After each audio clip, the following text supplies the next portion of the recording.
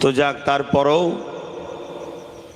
গত 6 ডিসেম্বর আমরা ভাঙড়ে যে প্রোগ্রাম করলাম বিজয়গঞ্জে, ওই প্রোগ্রাম দেখছিলাম। পরবর্তীতে টোটাল ভারত মিলিয়ে এপার বাংলা ওপার বাংলা, আসাম, যারা বাংলা ভাষা বোঝে এবং অনেক অবাঙালি ভাইয়েরাও কিছু কিছু বাংলাদেশীদের সঙ্গে থেকে বাংলা বুঝে, এভাবে প্রায় 15 কোটির ওপরে মানুষ কিন্তু আমাদের অলরেডি বিজয়গঞ্জের প্রোগ্রামকে দেখেছে আমার এই সোশ্যাল বন্ধুদের মাধ্যমে। তো এদের অবদানটা অনেক রয়েছে, এদের ঘরে একটু সুযোগ দেবেন। এরা গদি মিডিয়া নয়, এরা গদি মিডিয়ার অবস্থা খারাপ এরাই করছে। তা আমার ভয় হচ্ছে খুব শিগগিরই এদের পিছনেও না মুদি লেগে যায়, যে তোদের জন্য অসুবিধা হচ্ছে, তোরা বন্ধ কর। তো এদের সাথে আমাদের সাথ দেওয়া দরকার। আজকে আমরা এসেছি, বন্ধ করো, সুবিধা অসুবিধা হতে পারে, ঘাটাঘাটি করবেন না ভাই, যা আছে এই ঠিক আছে। সবাই শুনতে পাচ্ছেন তো? হ্যাঁ। আজকে আমাদের আশাটা, এই আন্দোলন কেউ যদি মনে করে এটা হিন্দু মুসলমানের কোনো ব্যাপার, তাহলে কিন্তু ভুল হবে।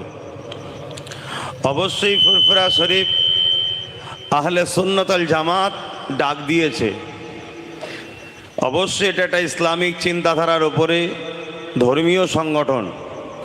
কিন্তু ধর্ম কাকে বলে? যে মানুষের ভালো চায়, যে সমাজের ভালো চায়, যে ইনসাফ শেখায়, যে ইনসানিয়াত শেখায়, যে মানববন্ধন শেখায়, যে প্রেম শেখায়, সেটাই তো ধর্ম। যে বিভাজন শেখায় ওটা ধর্ম নয়, ওটা ধর্মর নামে ব্যবসা, ওটা ধর্মর নামে শয়তানি, ধর্মর নামে মানুষের সঙ্গে প্রতারণা। আমি আশা রাখি যত ধর্ম আছে কোনো ধর্মেই হিংসা শেখাই না, কোনো ধর্মই বিদ্বেষ শেখাই না। কিন্তু তথাকথিত কিছু রাজনীতির নেতারা যুগে যুগে নিজেদের রুটি শাকার জন্য এই বিভাজন লাগিয়ে আসছে। তার সবথেকে জ্বলন্ত একটা প্রমাণ হলো ব্রিটিশ হুকুমত। ব্রিটিশ হুকুমত আমার দেশে 198 বা 200 বছর ছিল। কাজ কি ছিল? আমার দেশের সম্পদকে লুটে বিদেশে রপ্তানি করা। আর এর জন্য ব্রিটিশ হুকুমত আমার দেশের মধ্যে দুই বৃহৎ শক্তি, হিন্দু ভাই আর মুসলিম ভাইদের মধ্যে সবসময় বিভাজন লেগিয়ে রেখেছিল বিভিন্নভাবে। তাই আজকের এই আন্দোলন মোটেই যদি কেউ মনে করেন আমি আমার ধর্মীয় মসজিদ মাদ্রাসা দিন ইসলামের জন্য আন্দোলন করতে নেমেছি শুধুমাত্র এর জন্য, তাহলে এটাও একটা চরম ভুল হচ্ছে।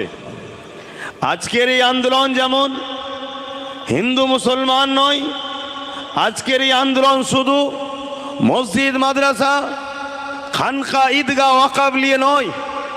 আজকের এই আন্দোলন মনে রাখবেন, আগামী দিনের আমার ভারতের সংবিধান থাকবে না আমার সংবিধান মিটে যাবে, এটা হলো আমাদের মূল লড়াই। এই জায়গাটা মাথায় রাখুন। আমি জানি মসজিদ আমার প্রিয়, মন্দির আমার হিন্দু ভাইদের প্রিয়, গির্জা আমার শিখ কি বলে খ্রিস্টান ভাইদের প্রিয়, গুরুদুয়ার পাঞ্জাবি শিখ ভাইদের প্রিয়, যার প্রিয় তার কাছে প্রিয়। হ্যাঁ, আমার দেশে এরকমও কথা শোনা যাচ্ছে ধর্মকে টিকাবার জন্য নাকি অস্ত্র দরকার। এটা কেমন ধর্ম আমার জানা নাই। ধর্ম টিকাবার জন্য অস্ত্রের প্রয়োজন নাই। আমি আমার ইসলামের অনুসারীদেরকে বলবো, ধর্মকে টিকাবার জন্য সব থেকে বড় প্রয়োজন হলো তুমি মন উদার করে একটা মানুষ হও, এতেই তোমার ধর্ম হু হু করে আগাচ্ছে, আরো আগাবে। আজ আমেরিকা বলো, ফ্রান্স বলো, ব্রিটেন বলো, জাপান বলো, একটা মেসেজ দিয়ে যাচ্ছি। সেসব দেশে আমরা শুনতাম ইসলামের ওপরে রাষ্ট্রীয়ভাবে হামলা হয়, নূর মোহাম্মদ সাল্লাল্লাহু আলাইহি ওয়াসাল্লামের কার্টুন তৈরি হয়, প্রফেট মোহাম্মদ সাল্লাল্লাহু আলাইহি ওয়াসাল্লাম সম্বন্ধে বিদ্বেষ কথা বলা হয়, মসজিদের ওপরে হামলা, ইংল্যান্ডে নামাজ পড়ছে গুলি করে মেরেছে 50 জনকে। এর কারণটা কি?